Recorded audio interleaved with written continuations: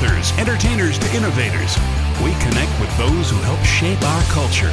Join us in revealing stories of their lives and backgrounds, their triumphs and tragedies that molded them into who they are today.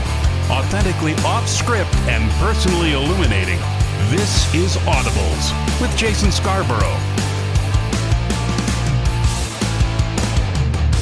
This week on Audibles, Mike Bianco. So your story begins May 3rd, 1967. Yeah, we're going back to the beginning here. Your family originally from Delaware, so you guys ended up in Seminole, Florida. So what happened for you guys to move from Delaware to Seminole? Yeah, I try to keep that a secret, right? Because I'm really a Yankee, and it's hard to be the head coach of the Ole Miss Rebels when you're a Yankee. But yeah, I was born in Wilmington, Delaware, right outside of Philadelphia. Mom and dad were born, in Wilmington. My dad was a college football player and baseball player at the University of Delaware. And like a lot of people, I think of their generation, Dad finished, playing there, was team captain, won a national championship there. And back then they didn't have 1AA, but whatever that would be, at that time. And, started work, got married, had kids. And as luck would have it, my mother's brother, my uncle, was playing professional baseball with the Pittsburgh Pirates at the time. And he was down in Bradenton, Florida with spring training. And so my mom went with her father to go watch her brother in spring training and said, what are we doing living in Delaware? This beautiful place down in Florida. So we ended up landing, so she came home, told my father, hey, let's move to Florida. And amazing, right? As only a young couple with 2 kids, they packed the car up and they drove to Florida. And we landed in Clearwater. And the reason for that was because of the Phillies, Philadelphia Phillies, where we knew some people of. That's where their spring training site was. So we got to Florida and eventually got to a suburb of St. Petersburg called Seminole. And so that's really where I grew up. I don't really remember the Northeast. We moved when I was about 5. And so I grew up in a suburb of St. Petersburg called Seminole, Florida. How would you describe yourself as a child growing up?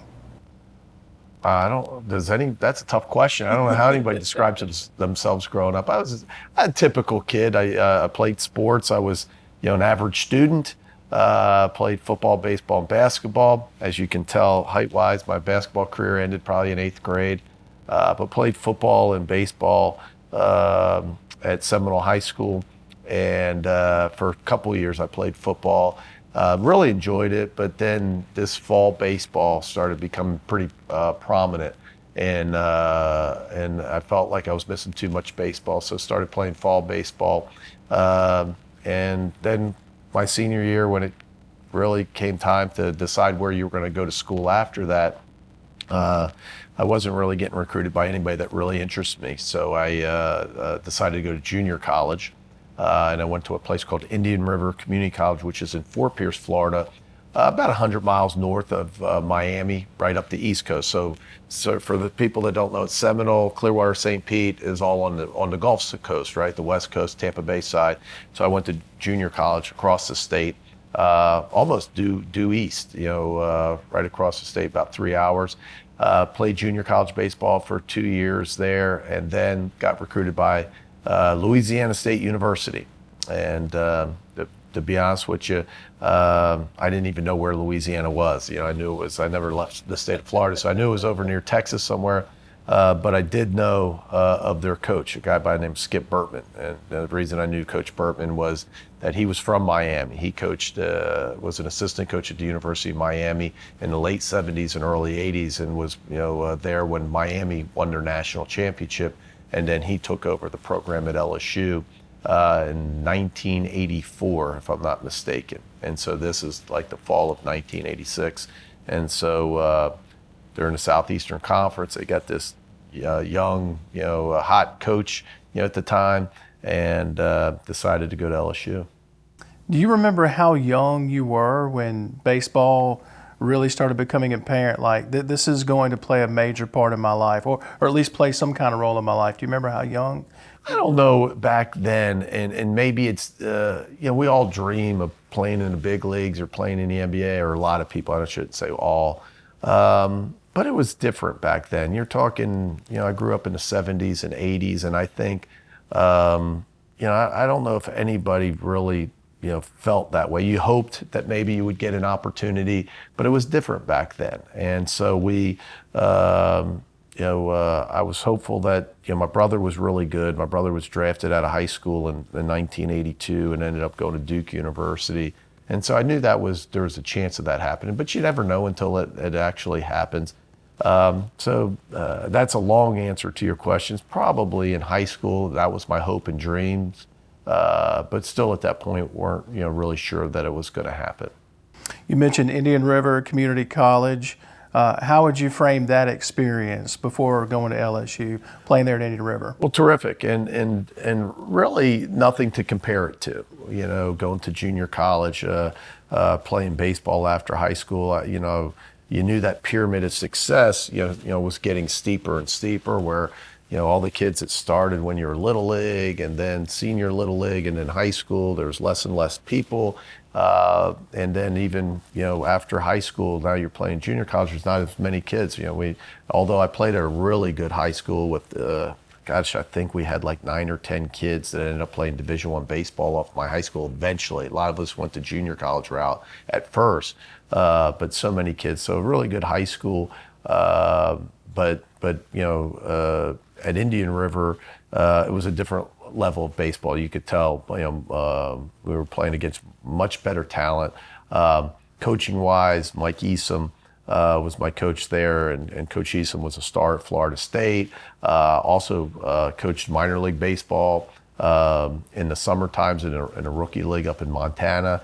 And so, we were getting some great coaching, playing against some great competition. So much different. And of course, you're in college. A little different feel. It's not like, going to a big, university like Ole Miss.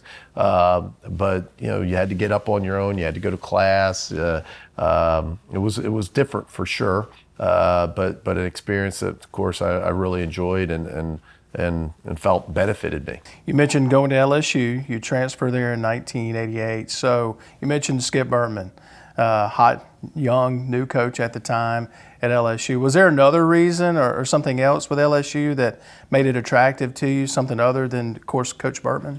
Well, I think playing in the Southeastern Conference, and at the time, it's a little embarrassing to say, but I don't think I was much different than most of the kids in the sense that I wanted to go to college, but I didn't know the difference between an education at Florida, LSU, or Florida State. I wanted to get a degree. That was important to me. Nobody in my family had ever graduated from college, so I was going to be hopefully the first one on either side of my family to graduate from college. But beyond that, it was going to play at a really good baseball school with a really good coach. The campus, in Baton Rouge is beautiful, and but I think probably what attracted me most was the coach, the conference, and of course a program that had just come off, 2-3 months before that when I started getting recruited, the 1986 their first College World Series appearance. So a team that was having a lot of success at the time. So you talked about playing under legendary coach Skip Bertman. So I got to ask, the first meeting you had with Coach Bertman, what was that like? Individual meeting? Yeah. Wow. I don't know if it's the first time that I ever met with him one-on-one. Obviously, that probably happened, during our recruiting visit. That was some time ago.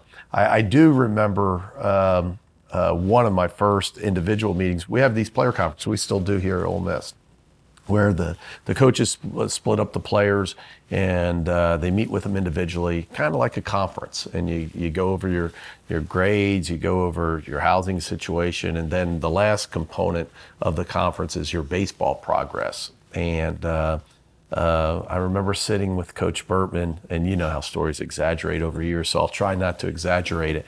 But I remember him, this is the first fall, and he said, "Hey, listen, Mike, you're you don't throw as well as I thought you would, and offensively you have to, you can't strike out as much, so you got this big loop in your swing, and anyway, long story short, after that conference I was like, wow, I don't even know if I'm going to end up playing here, but that's how Coach Bertman was. He was such back in his day, he was so good at being able to challenge you, to knock you down, but he was so good, and people know it today, and it's so much, it's discussed so much in his new book that just came out, about how motivational he can be.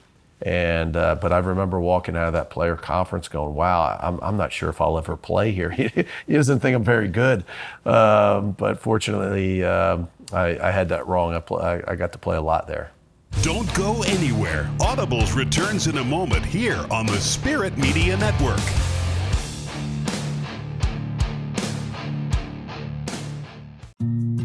When you find a great community, you will find great health care. That is exactly what King's Daughters Medical Center provides.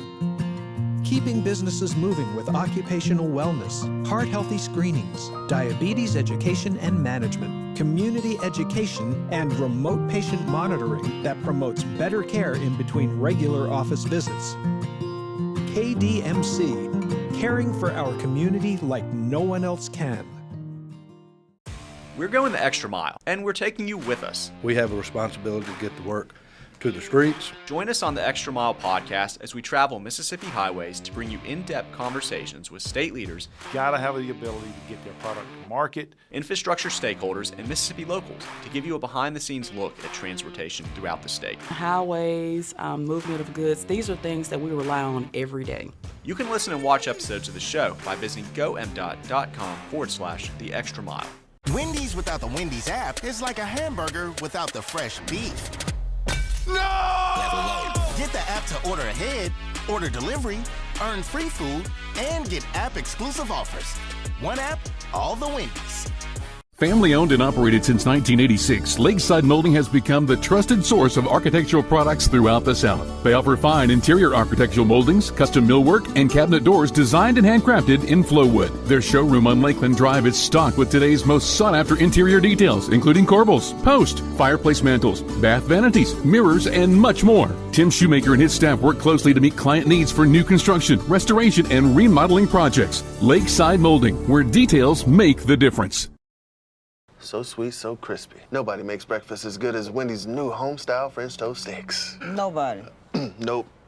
Keep talking. I can't hear you. I should probably stop. Choose wisely. Choose Wendy's home-style French toast sticks. For those on the go, we give you Audibles with Jason Scarborough, the podcast.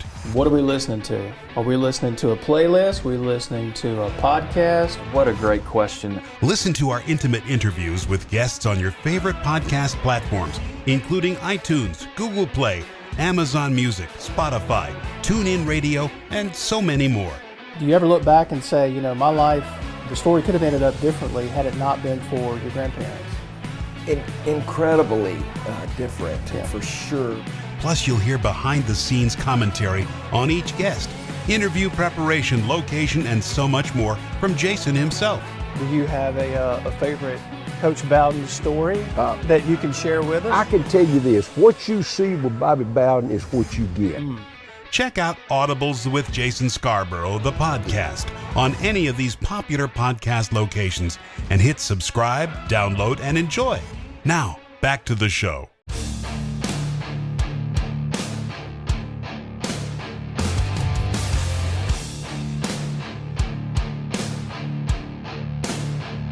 Is that your favorite story, or do you have another favorite story that you might be able to share with us? One you can share with us on camera. Yeah, you got to be careful because in college athletics, some of those stories you can't share. Now, I just remember feeling, even during it, a lot of times, and we talked about a little bit of this today in our staff meeting, where sometimes it's hard to read the players. Sometimes it's really hard to understand, not just through your normal communication, your body language, if somebody gets it or not. But I remember just being in awe of Coach Bertman, the program, how much I was learning. I remember coming home. I would drive home. I remember when you're a college athlete, you don't get to go home much. So I got to Baton Rouge, spent the whole fall, drove back to Florida.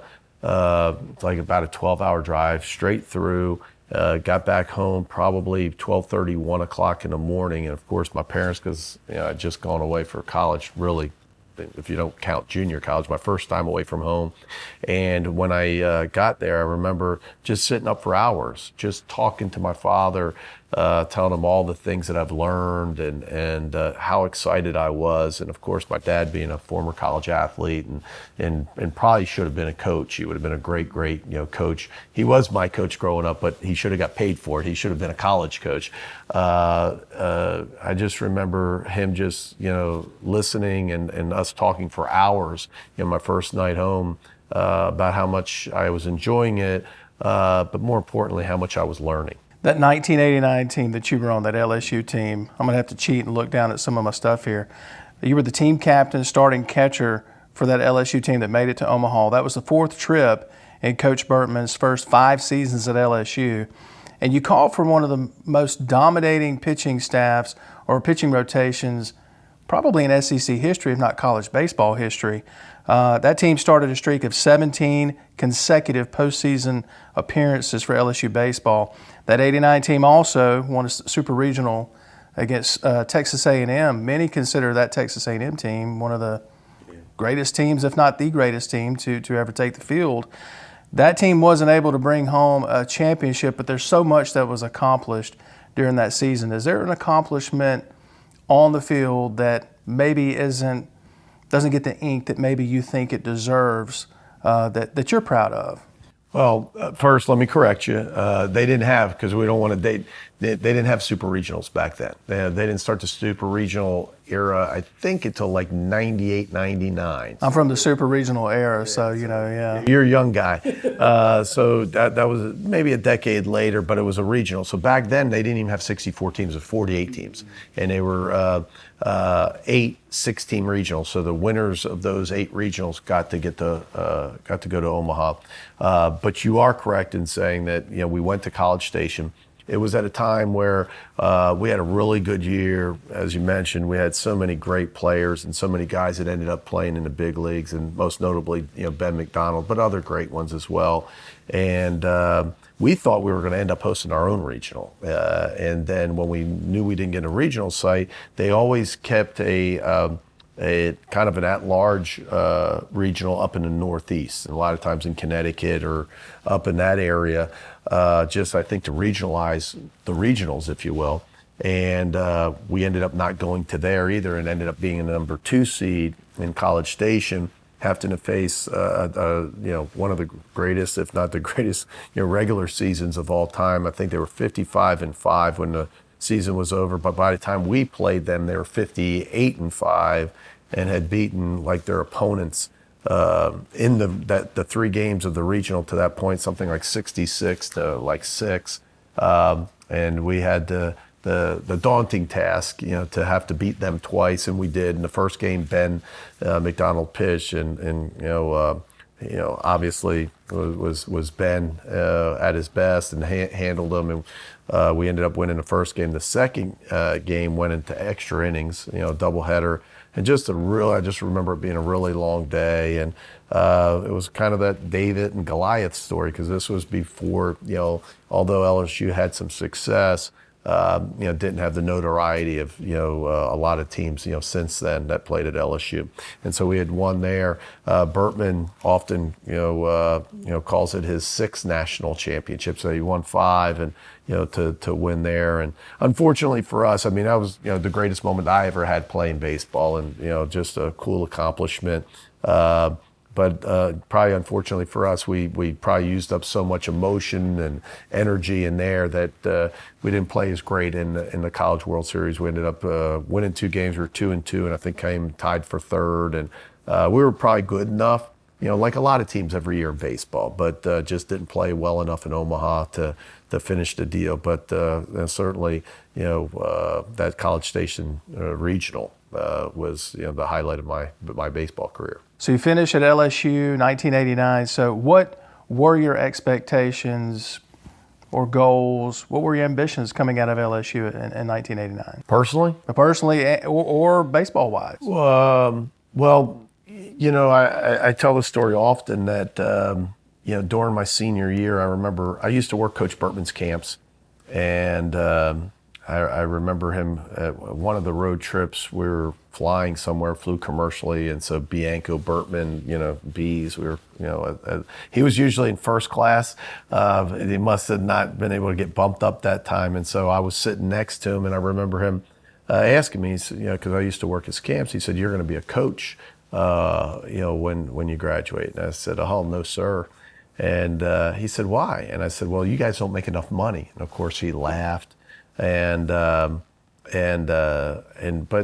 to put it in perspective, I think for at that time a 22-year-old kid, my whole life, as I mentioned earlier, nobody in my family had graduated from college, and so here I am, a couple months from graduating, and my whole life, my parents always, "Hey, you're going to go to college, you're going to get an education, get a better job. Get a better job, you make more money." And to a young person, 16, 17, 18 years old, I grew up in a middle-class family and got everything I needed and pretty much everything I wanted. And so now I'm going to get this degree that's more than everybody else. Now I'm going to be rich, right? And so I, never really wanted to be a coach. Not that I didn't, like it. I was like, that's not what you do. So I went back home after graduating, and I got a job with a company called First Investors Corporation as a financial planner. I worked there for 2 months and absolutely hated it. Every day, putting on a coat and tie, driving across the bridge to Tampa, and just was miserable. And remember my wife and my father say, "Why don't you want to be a coach?" And I was like, "Oh, there's so many coaches, and it's too hard, and everybody wants to do this, but how do you get an SEC job? How that's going to be difficult." And I remember them challenging me in a lot of different ways. I remember my wife saying, "Why are you so sure that you can't get one of those jobs? It's so hard to be a college baseball player, but you never doubted that you would do that. Why are you so sure that you won't make it in baseball?" And I had nothing else to do at the time. Nothing else was really, I think, intriguing to me. So I called up Jim Wells in Natchitoches, Louisiana, who had just taken over the head job at Northwestern State. He was a graduate assistant at LSU when I played.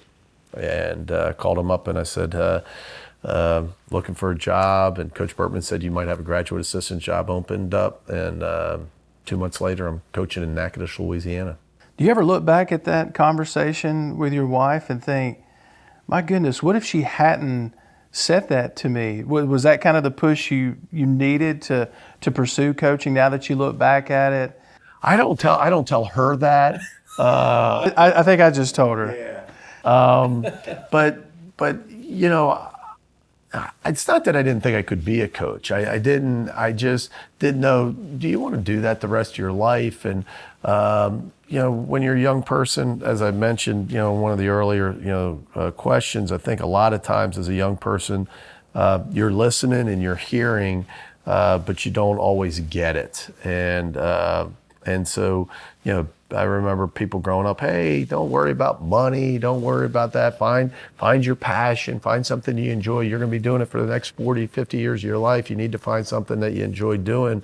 And I heard all of that, but I think you're like, "Yeah, sure, gosh, but no, I need to be a gazillionaire, right? I need to find a job that I'm going to be super wealthy." But guess what? It's really hard to be successful at something you don't have passion for and you don't enjoy. And so certainly the conversation with my wife, will give her credit, probably pushed me over the hump to be a baseball coach. Don't go anywhere. Audibles returns in a moment here on the Spirit Media Network. We believe patient-centered care is where it all begins. That's why King's Daughters Medical Center ranks nationally in patient care and safety. Our staff's commitment to better healthcare means a higher quality of life for so many. We are one team, one heartbeat, one mission to provide this community with the high-quality health care. KDMC, caring for our community like no one else can. So sweet, so crispy. Nobody makes breakfast as good as Wendy's new home-style French toast sticks. Nobody. Nope. Keep talking. I can't hear you. I should probably stop. Choose wisely. Choose Wendy's home-style French toast sticks. We're going the extra mile, and we're taking you with us. We have a responsibility to get the work to the streets. Join us on the Extra Mile podcast as we travel Mississippi highways to bring you in-depth conversations with state leaders. Got to have the ability to get their product to market. Infrastructure stakeholders and Mississippi locals to give you a behind-the-scenes look at transportation throughout the state. Highways, movement of goods, these are things that we rely on every day. You can listen and watch episodes of the show by visiting gomdot.com/the extra mile.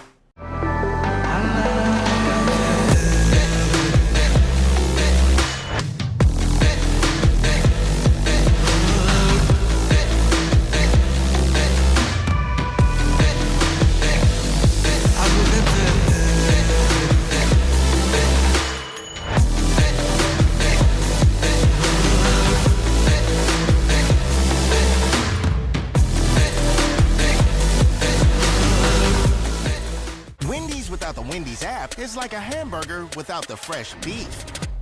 No! Get the app to order ahead, order delivery, earn free food, and get app-exclusive offers. One app, all the Wendy's.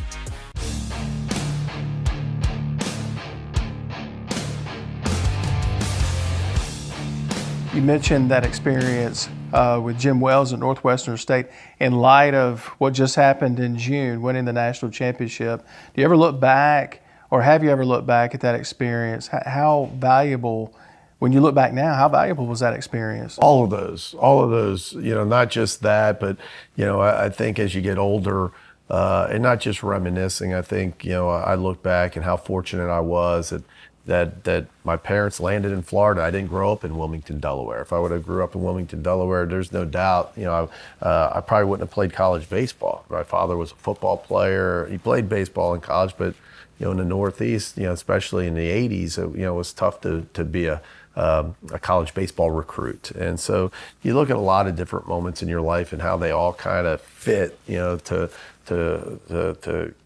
make you the person that you are today. And certainly that time in Natchitoches with Jim Wells, where he was a young coach and he had taken over a program that had 10 consecutive losing seasons.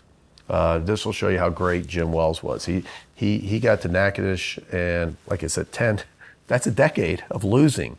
And in his first year, I think he won 38 games. In his second year, my first year, we win like 42 games, win the Southland Conference Championship, and go to a regional, I think maybe for the first time in the history of the school.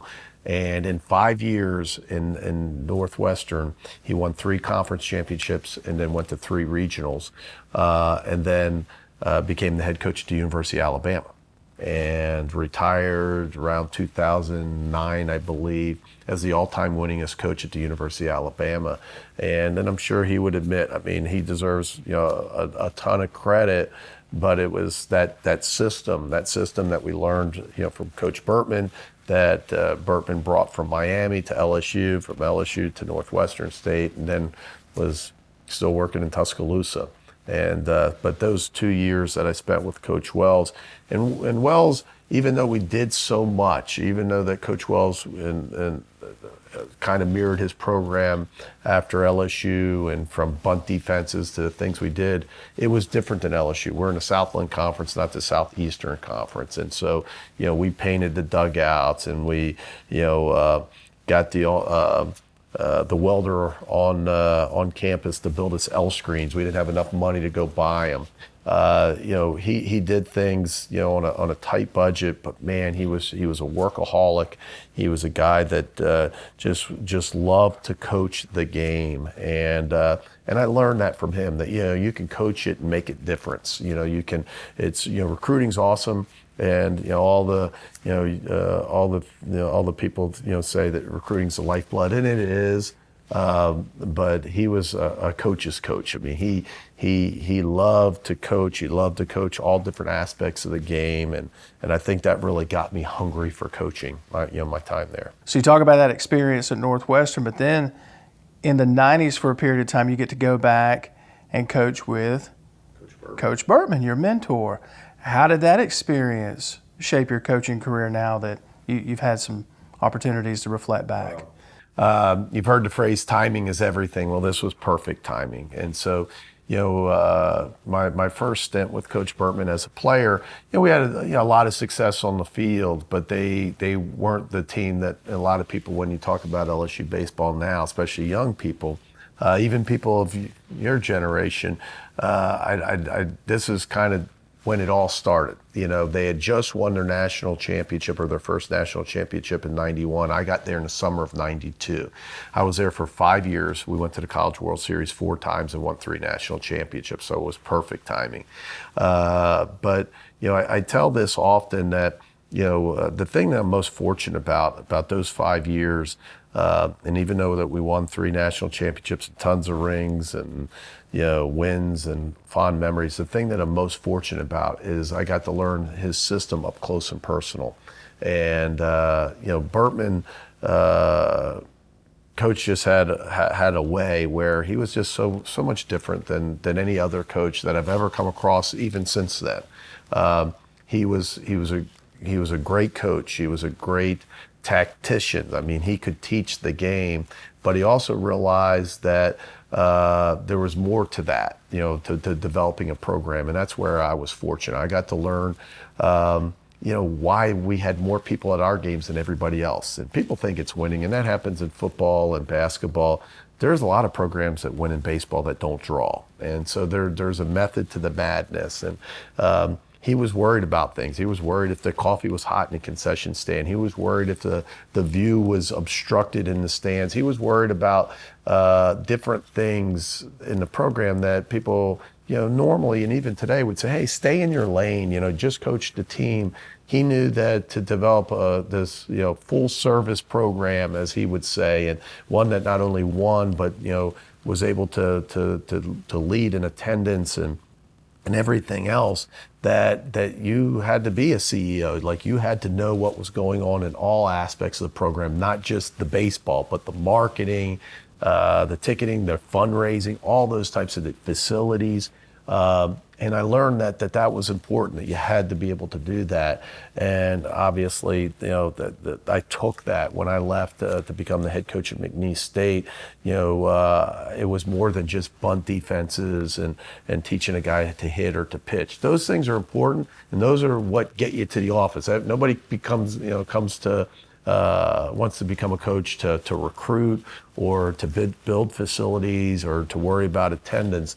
Everybody wants to work with young people and teach the game, but if you want the big program, if you want to be able to have the great facilities and have great attendance and those types of things, you got to be that full service program. You talk about McNeese State you were 30 years old when you got to me. That's young even by today's standards. Do you ever look back and say, oh my gosh, what was I thinking? I mean, 30 years old is young to be a head coach. Back then I'd been assistant, for I guess 7 years, and thought I was getting old. Just turned 30, and so when you're a young person, you turn 30, you think you're getting old. And I had, as the old song goes, thank God for unanswered prayers. I'd applied and lost out. I was, came in second place on a few jobs before then, or I would have been a head coach, well before I was 30 years old. But finally, at 30 years old, I felt at the time, I got hired by McNeese State. Much like Northwestern State and Jim Wells, they had struggled the last couple of years, and so took that, as Bertman would call it, the franchise. Took that system to Lake Charles and tried my best to do it and kind of mesh the two. The Jim Wells, the blue collar, build the program, cut your own grass, paint your dugouts, but also with the full service program. You got to have your booster club. You got to go talk to the Rotary and Kiwanis clubs and sell season tickets and get people to the game, and tried to mesh both of those two, I guess, philosophies, or my two stints, right, as a coach. My two mentors, and Jim Wells and Skip Bertman, tried to mesh two of those together to have success, at McNeese State. So you're rolling at McNeese State, having a lot of success, and then the opportunity comes up to come here to Ole Miss. What did you know about Ole Miss baseball before you came here? Well, I tell the story often. When this job came open, it was almost two sides of the spectrum. One, I was excited because I wanted to coach in the SEC. I wanted to coach. At that time, there was only 12 schools, and so there's only 12 of these jobs in the world. And so when you look at it that way, you go, wow, what an opportunity. But they hadn't had a lot of success, and that was the other side of the spectrum. Is, I think they had only been to postseason twice in 25 years, and so that scared me, to be honest with you. That scared me because I knew in baseball it was different than football, basketball. You usually got one shot at it, and it's still kind of true today. Once you become a head coach, if you don't have success, they don't recycle like they do in football, the head coaches in baseball. They don't become offensive coordinators and then back to a head coach or go to another program. Baseball, you usually get one shot at it. And so you better make that shot a good one. And so the perception, I think, at least what I thought around the country as far as Ole Miss is concerned, is they didn't really matter to compete in the Southeastern Conference. It was a neat campus, great college town, nestled up in the northwest corner of Mississippi, but they had a nice stadium. But a lot of people think that it was probably built because Mississippi State built a stadium in 1985. So ironically, this stadium was built in 1988, 89. It was its first year that opened. It's a heck of a college town, but they hadn't had a lot of success. And but when I came on the interview, I met the then athletic director, John Schaefer. We flew into the Memphis airport. If you've ever flown to Memphis and then drove to Oxford, Mississippi, or into Mississippi, you realize the state line is about 2-minute ride. And so before we got to Mississippi, in those 2 minutes, I remember John Schaefer turning to me, and my wife, Cammie, was with me at the time, and he said, I think our best shot to win a national championship is in baseball. And of course that resonated with me because that's all I've ever been a part of. Everywhere that I've ever, that's all we talked about was going to Omaha and winning a national championship. And the thing that I was worried about was, did they care about that? And for the athletic director to say that so quickly to me meant something. And so fortunately, about 5 days later after the interview, he called me up and offered me the job. And that was 22 years ago. But you never think when you're going to take a job, especially in coaching, that you're going to be there for 22 years. But it's been a neat ride. Don't go anywhere. Audibles returns in a moment here on the Spirit Media Network.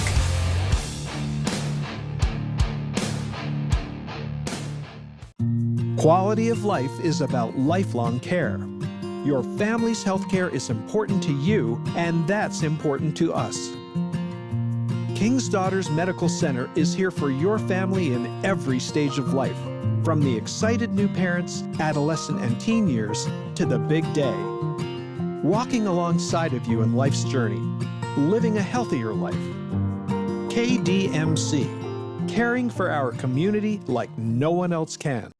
We're going the extra mile, and we're taking you with us. We have a responsibility to get the work to the streets. Join us on the Extra Mile podcast as we travel Mississippi highways to bring you in-depth conversations with state leaders. Got to have the ability to get their product to market. Infrastructure stakeholders and Mississippi locals to give you a behind-the-scenes look at transportation throughout the state. Highways, movement of goods, these are things that we rely on every day.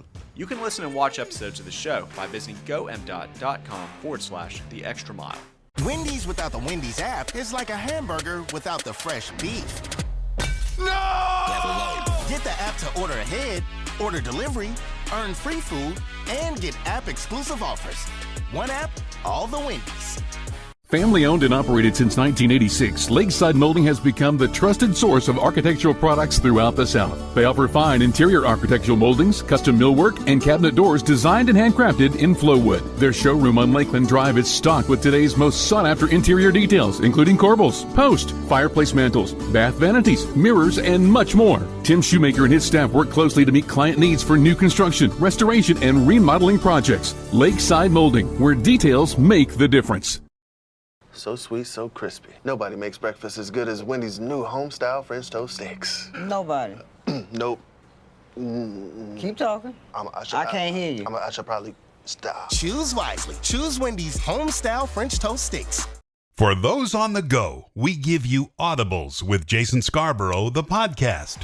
What are we listening to? Are we listening to a playlist? Are we listening to a podcast? What a great question. Listen to our intimate interviews with guests on your favorite podcast platforms, including iTunes, Google Play, Amazon Music, Spotify, TuneIn Radio, and so many more. Do you ever look back and say, my life, the story could have ended up differently had it not been for your grandparents? Incredibly different, for sure. Plus, you'll hear behind-the-scenes commentary on each guest, interview preparation, location, and so much more from Jason himself. Do you have a favorite Coach Bowden story that you can share with us? I can tell you this, what you see with Bobby Bowden is what you get. Check out Audibles with Jason Scarborough, the podcast, on any of these popular podcast locations and hit subscribe, download, and enjoy. Now, back to the show.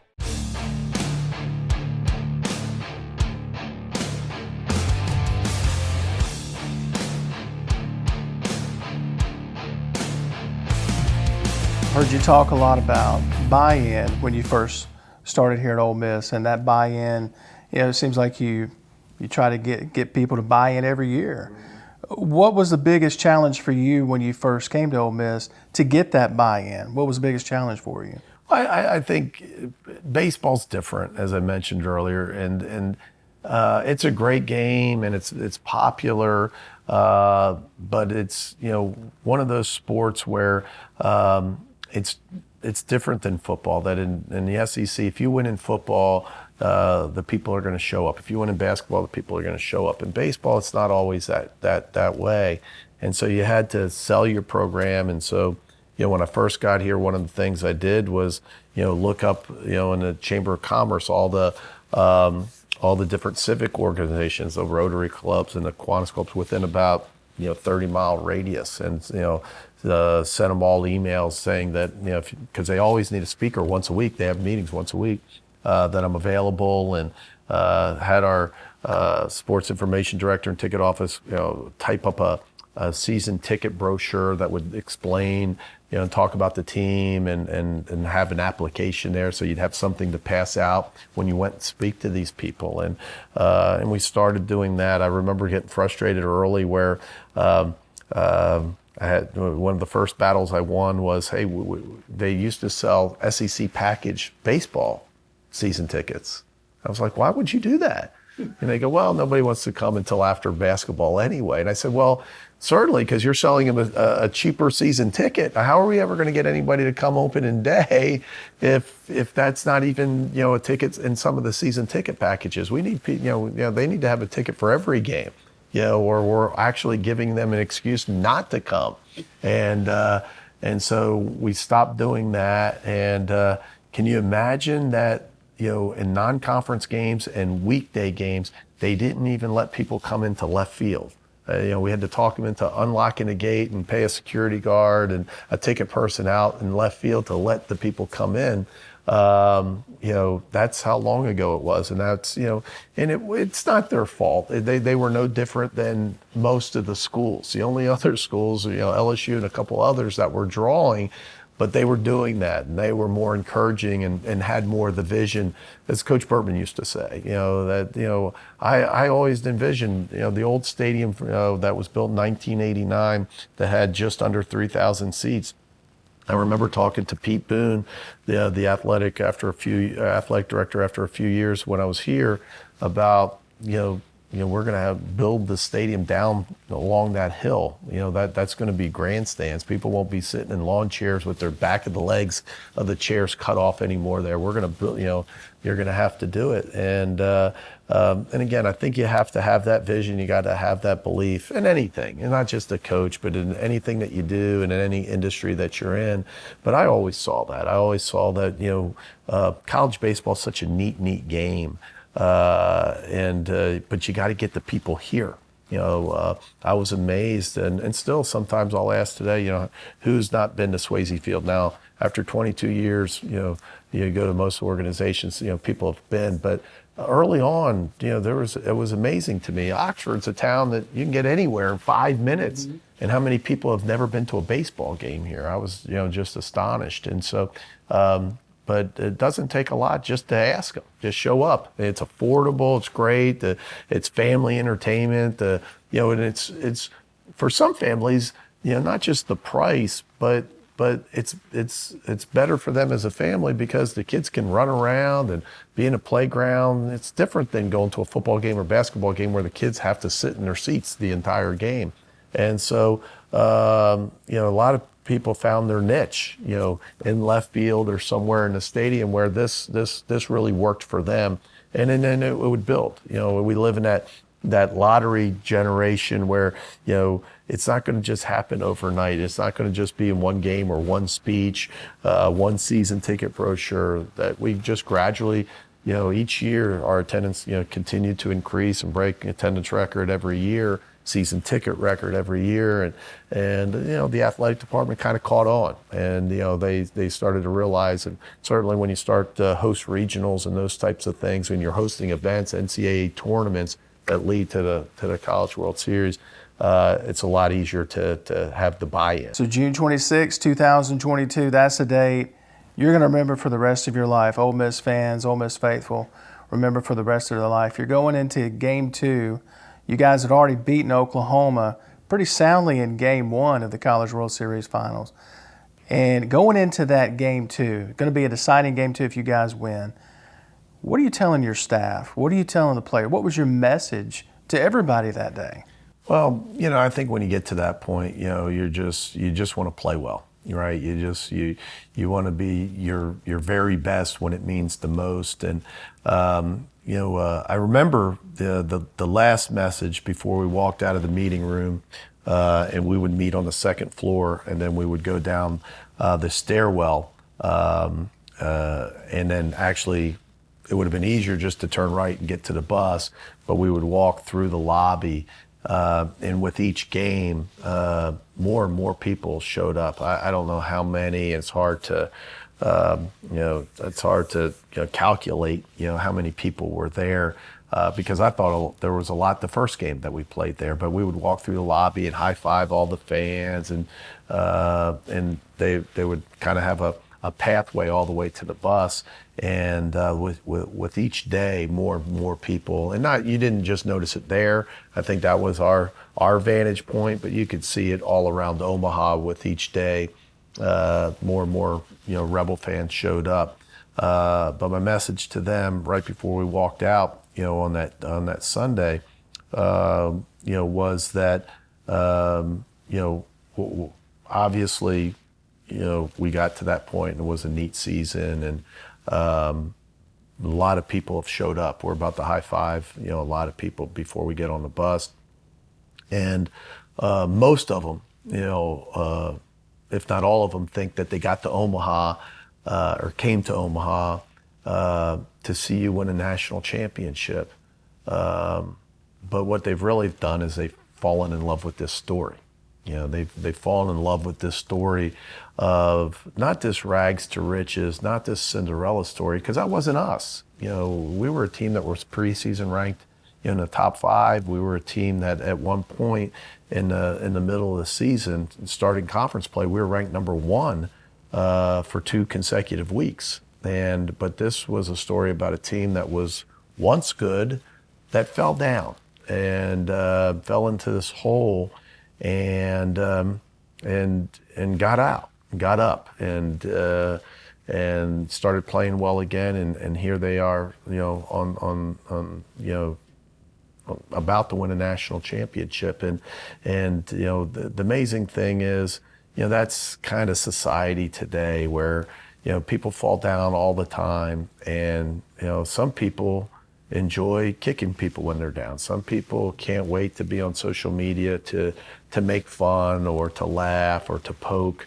And it's unfortunate, and that's, I think most people would admit that's the tough or bad thing about social media, because it's not just about sports. It happens to, the bullying in high schools and even middle schools probably now, because everybody's got a phone. And it's unfortunate that we have that in our society and our culture, because it doesn't, perpetuate success. It actually hurts and hampers and pushes down success. And but here this team was where when they were down, they just blocked that all out. And what they continued to do was to believe in one another and continue to work hard. And we've all heard that our whole life. We've read it, on a poster in a doctor's office, or your parent or a coach has told you, if you continue to work hard and you continue to believe, good things will happen to you. But unfortunately, a lot of people don't believe that. They've been told that, but they don't believe that. And here, these kids were living that. And I think people kind of fell in love with that story, to watch this story of a team that was good, that fell down, handled it, came back on the other end, and kept believing in one another until they got out of that hole. And what a neat story. Brandon Johnson gets the strikeout. The dog pile ensues. And I've seen the clip of you in the dugout with the fist pump, an emotional moment. And on the field that day in the celebration, off camera, you were emotional several times, and rightfully so.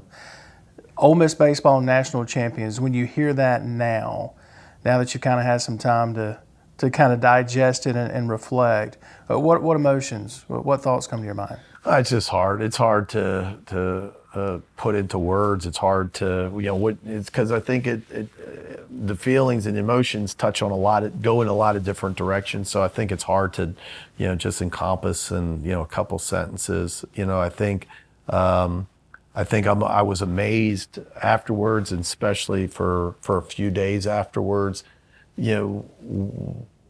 It's always been my goal as a head coach, but it's the goal of every head coach to take his team to Omaha and win a national championship. Obviously, it's a goal of the teams. And so we knew it was our goal, and we knew that we had great fans and great fan support we've had for 22 years here. I didn't know how important it would be for them. I knew it would be neat for them. I knew everybody wants to be a champion. And again, another culture and society where it's, what have you done for me lately? And, the next day they move on to something else.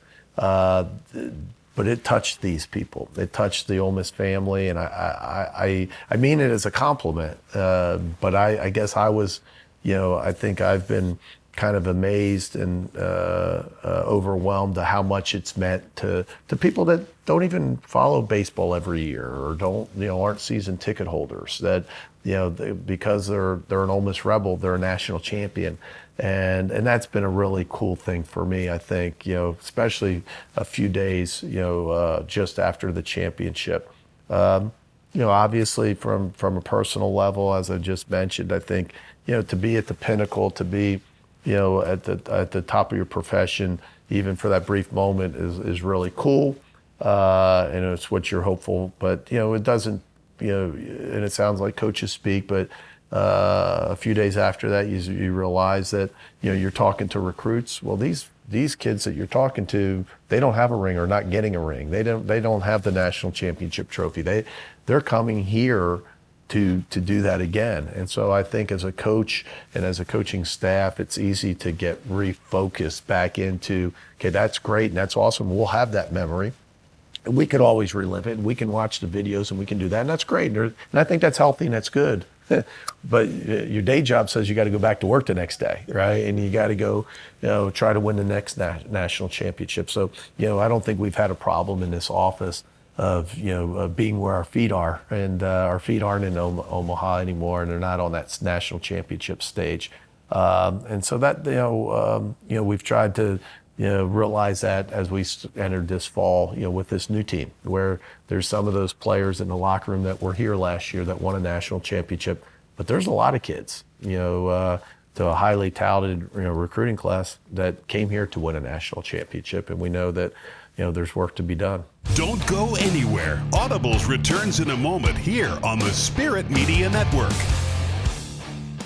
For those on the go, we give you Audibles with Jason Scarborough, the podcast. What are we listening to? Are we listening to a playlist? Are we listening to a podcast? What a great question. Listen to our intimate interviews with guests on your favorite podcast platforms, including iTunes, Google Play, Amazon Music, Spotify, TuneIn Radio, and so many more. Do you ever look back and say, my life, the story could have ended up differently had it not been for your grandparents? Incredibly different, for sure. Plus, you'll hear behind-the-scenes commentary on each guest, interview preparation, location, and so much more from Jason himself.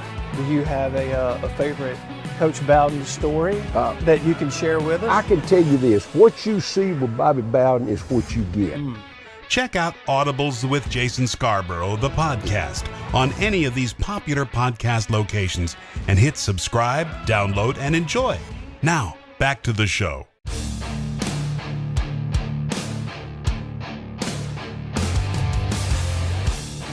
I'm going to switch gears on you just a little bit. I've heard you in past interviews talk about the song by Garth Brooks. You referenced it a while ago, Unanswered Prayers. Why does that song mean so much to you and mean what it does to you? I've never been asked that, and I don't know if it means that much to me. I think it's fair to say it happens in everybody's life. I remember when that song came out, and I remember, at that time I wasn't engaged, but I was at that stage where a lot of guys have, where I was getting ready to get engaged, to get married, and I was thankful that I was going to marry the woman of my dreams, and now 30 years later we're still married with 5 kids. But you have girlfriends before that, and thank God for unanswered prayers, just like the song goes. But I think there's moments through your life that's like that, where you think you think that you know your path. You may know your destination, but we surely all don't know our path, right? And what bumps in the road. Nobody thought that this team was going to win a national championship, and probably at times we didn't think that. We're just trying to be where our feet are and win the next game. And I think if you look and you say, hey, how are you going to win a national championship? Draw it up. Nobody draws the roadmap that this team in 2022 went. At least you wouldn't have enough guts to write it that way. It's 7-14 in the SEC, with 3 weeks remaining. And so I think, thank God for unanswered prayers, that, depending on how devout you are in your faith, a lot of times our life goes in directions that we didn't think it would go, and we're thankful for it. And even going beyond that, most success stories, and I don't just mean our team or me, but most successful people, there's always adversity. And one of the amazing things that when you look back at how everything works, we read a book, and giving John Gordon another plug here, the author, and he's wrote so many great books. We read a book this year, The Energy Bus. We read it back in 2014, our other College World Series appearance.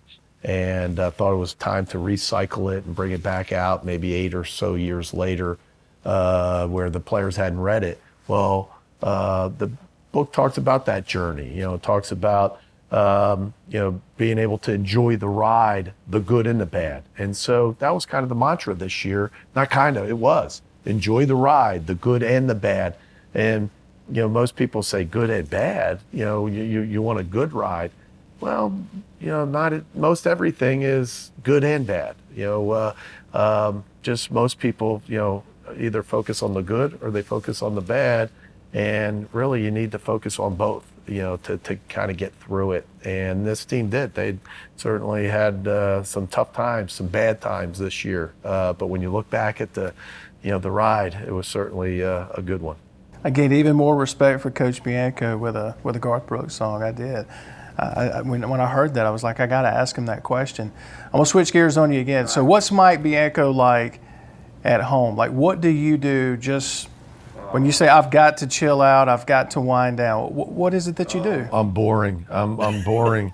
One of the things that you hear a lot about coaches, we spend so much time, and so many people work hard. It's not just coaches. People work hard in their everyday jobs, but because our jobs aren't your normal day jobs. They're not a 9-to-5 job. They're not 40-hour-a-week jobs. There's times, in our jobs as coaches where, it's could be 70 to 80, maybe even sometimes 90 hours a week that you're involved in your day job.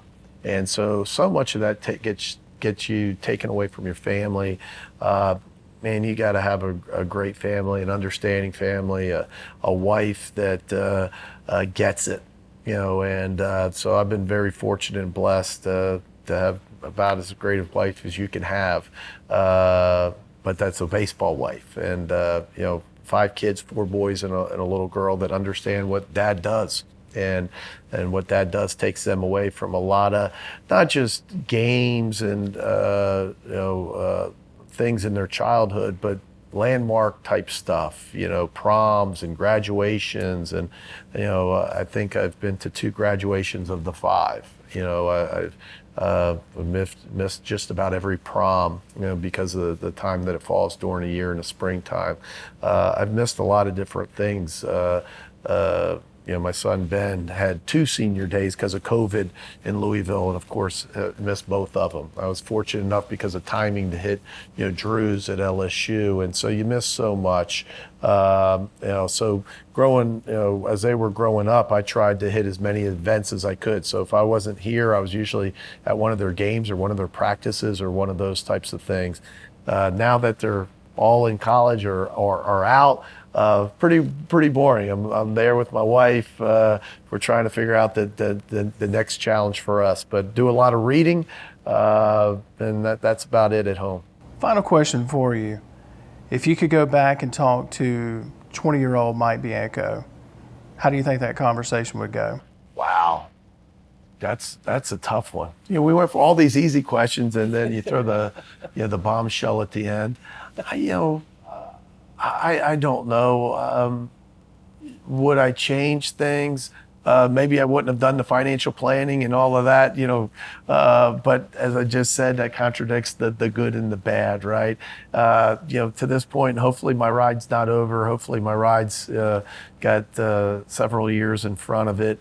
There's good and bad, and I think where I am now, it's hard to say that those tough moments, whatever they were at the time or what we thought was tough, hopefully make you better and help you appreciate, the good times. And so maybe the best thing you could say is, continue to work hard and continue to, try to do things the right way and trust the path, trust that things are, usually happen in your life for a reason.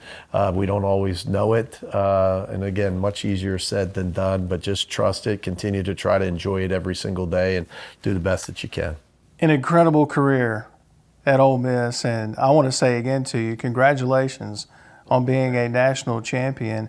And you didn't have to sit down with me, but I appreciate you sitting down with me for Audibles, and I hope we get to do this down the road after you win your next championship, right? My pleasure, Jason. Exactly. The next one. Good to see you, Coach. Thanks. Is it flying by for you, or is that just me? I'm just sitting here trying to answer your questions. Yeah, I don't know. Awesome. I don't know what's going fast or slow. You're doing this is my first gig. You can tell me. Awesome, man. But you keep saying awesome and great, so I'm confident that we're doing well. Thanks for watching. We'll see you next week for another episode of Audibles with Jason Scarborough.